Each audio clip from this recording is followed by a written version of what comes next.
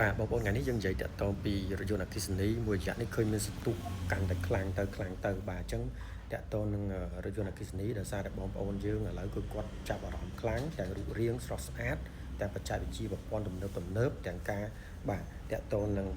បរិក្ខារខាងក្នុងគឺមានរូបរាងស្រស់ស្អាតមែនតើបងប្អូនបាទអេក្រង់កំសាន្តធំបាទ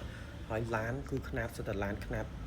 ចង់និយាយថាមិនមែន SUV អាទូទៅបងប្អូនសិតតែ SUV ពេញហើយតម្លៃ30ជាងដូច Toyota BZ3 អីគឺអែមមែនតើទាំងតម្លៃទាំងរូបរាងហើយទាំង brand Toyota ទៀតហើយ Mazda ឥឡូវក៏ពេញនិយមដែរបងប្អូនបាទឃើញខាងការ៉ាសបាទមិនថាខាងការ៉ាសឡានគឺគាត់បានបដោតយកមកច្រើនបាទ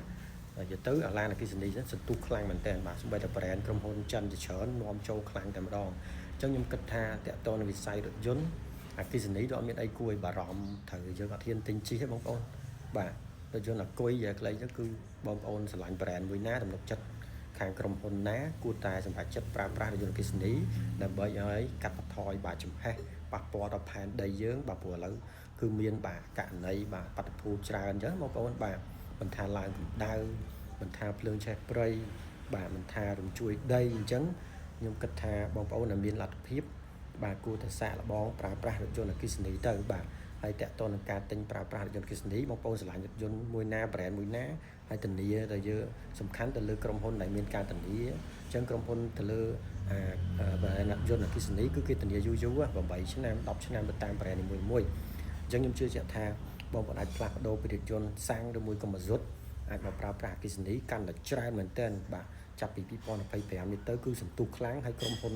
ថ្មីមែនទែននាំចូលច្រើនមែនទែនមិនថាក្រុមហ៊ុនចិនក្រុមហ៊ុនបាទcorporateជាមួយអង់គ្លេសបច្ចេកវិទ្យាជាមួយផ្សេងគឺនាំចូលកាន់តែច្រើនដោយសារតែមានទីផ្សារច្រើនពិសេសគឺក្នុងប្រទេសជាតិកម្ពុជាយើងគឺមានតម្រូវការរថយន្តច្រើនមែនទែនទីផ្សារធំអញ្ចឹងហើយទើបក្រុមហ៊ុននីមួយបាទគាត់ឃើញពីទីផ្សារធំគាត់កាន់តែនាំចូលរថយន្តអគ្គិសនីនាំច្រើនមែនទែនបាទសូម្បីតែរូបខ្ញុំក៏ចាប់អារម្មណ៍រថយន្តអគ្គិសនីដែរឡើយបាទព្រោះអីវាសមចាញ់មែនទែនបងប្អូនបាទយើងចំណាយការសាក់